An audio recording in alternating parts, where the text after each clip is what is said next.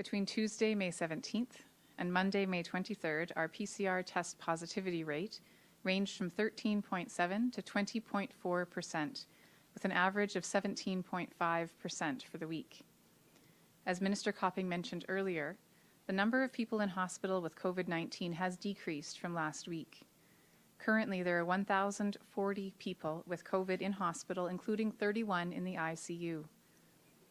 Sadly, between May 17th and May 23rd, 55 deaths related to COVID-19 were reported to Alberta Health, an average of about 8 per day. Losses like these remind us that COVID is not yet behind us and it can continue to pose a risk to anyone. It will continue to evolve. Two emerging subvariants of Omicron have been receiving attention internationally, BA4 and BA5. Both of these have been identified in several other countries around the world. Available evidence suggests these subvariants are more transmissible than earlier versions, which means they can spread more easily once they're in a community. That said, at this time, neither of these subvariants appear to cause an increased risk of severe illness. We identified our first case of BA4 this past week through our ongoing surveillance. The appearance of new variants and subvariants is not surprising. This is what viruses do. As we continue to live with COVID, we can expect to see subvariants and variants emerge. It is important for us to continue to monitor the virus for new or dramatically different behaviors, and we will continue to do so. The tools that have long served us well will continue to help reduce our risk of becoming seriously ill from COVID-19 and limit community transmission. Ensuring you're vaccinated with all of your eligible doses can help protect you against severe outcomes from the disease. There's still lots of COVID virus around, especially in Edmonton and Calgary, and we can't expect it to go to zero.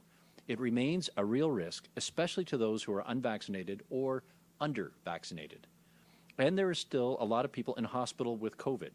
Whether it's the reason they were admitted or not, the precautions that have to be taken mean other beds are blocked and the system's capacity is reduced. But we are turning the corner. The number of COVID-positive patients in hospital is down again and sharply in the past week.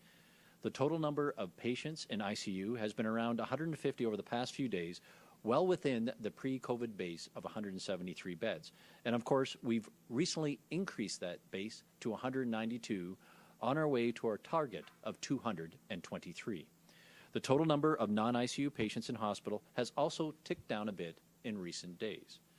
The numbers in the smaller regional sites have dropped faster than in Edmonton and in Calgary, in line with the wastewater data, which shows that the BA2 wave is receding faster in the smaller centers in our province.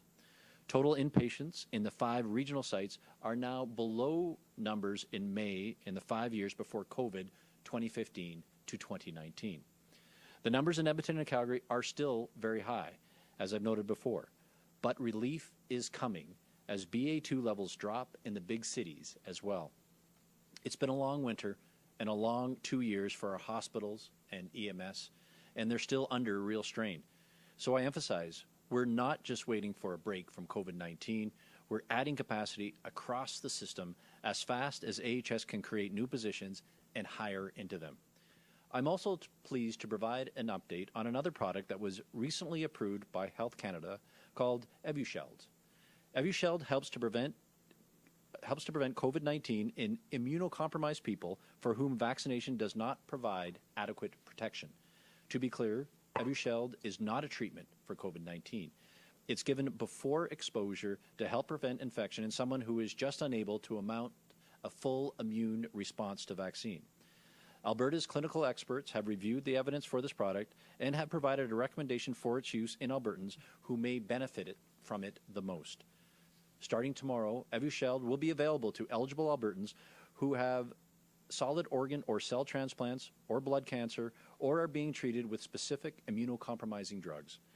Details regarding who is eligible to receive Evusheld are available at www.ahs.ca/COVID-OPT.